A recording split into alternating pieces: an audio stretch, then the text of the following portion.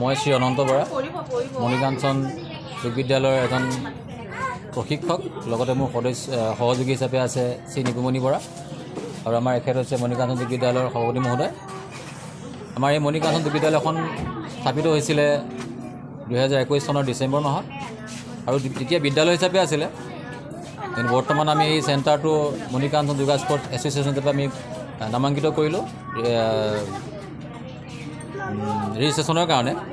গতিকে আমি এতিয়া মণিকাঞ্চন যোগা স্পৰ্টছ এছ'চিয়েশ্যন হিচাপে আমি নামাঙ্কিত কৰা হ'ল ৰেজিষ্ট্ৰেশ্যনৰ কাৰণে। ইতিমধ্যে আমাৰ মণিকাঞ্চন যোগা স্পৰ্টছ এছ'চিয়েশ্যনৰ পৰা সুদূৰ উত্তৰাখণ্ডত হোৱা আজি ৰাষ্ট্ৰীয় ভিত্তিত যোগা প্ৰতিযোগিতা হৈছিলে। সেই প্ৰতিযোগিতাত আমাৰ ইয়াৰ পৰা 9 গৰাকী ছাত্ৰ ছাত্ৰী অংশগ্ৰহণ কৰিছিল আৰু অংশগ্ৰহণ কৰি তেওঁলোকে অসমৰ হৈ অংশগ্ৰহণ কৰিছিলে।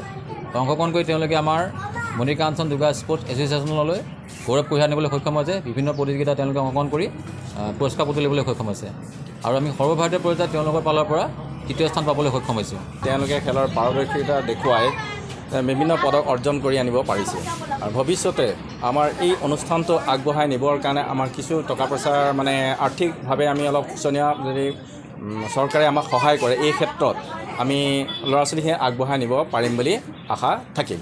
মই শ্ৰী অনন্ত বৰা মণিকাঞ্চন যোগ বিদ্যালয়ৰ এজন প্ৰশিক্ষক লগতে মোৰ সহযোগী হিচাপে আছে শ্ৰী নিকুমণি বৰা আৰু আমাৰ এখেত হৈছে মণিকাঞ্চন যোগ বিদ্যালয়ৰ সভাপতি মহোদয়। আমাৰ এই মণিকাঞ্চন যোগ বিদ্যালয়খন স্থাপিত হৈছিলে 2021 চনৰ ডিচেম্বৰ মাহত আৰু তেতিয়া বিদ্যালয় হিচাপে আছিলে, কিন্তু বৰ্তমান আমি এই চেণ্টাৰটো মণিকাঞ্চন যোগা স্পৰ্টছ এছ'চিয়েশ্যন হিচাপে আমি নামাঙ্কিত কৰিলোঁ ৰেজিষ্ট্ৰেশ্যনৰ কাৰণে। গতিকে আমি এতিয়া মণিকাঞ্চন যোগা স্পৰ্টছ এছ'চিয়েশ্যন হিচাপে আমি নামাঙ্কিত কৰা হ'ল ৰেজিষ্ট্ৰেশ্যনৰ কাৰণে। ইতিমধ্যে আমাৰ মণিকাঞ্চন যোগা স্পৰ্টছ এছ'চিয়েশ্যনৰ পৰা সুদূৰ উত্তৰাখণ্ডত হোৱা আজি ৰাষ্ট্ৰীয় ভিত্তিত যোগা প্ৰতিযোগিতা হৈছিলে। সেই প্ৰতিযোগিতাত আমাৰ ইয়াৰ পৰা 9 গৰাকী ছাত্ৰ ছাত্ৰী অংশগ্ৰহণ কৰিছিল আৰু অংশগ্ৰহণ কৰি তেওঁলোকে অসমৰ হৈ অংশগ্ৰহণ কৰিছিলে।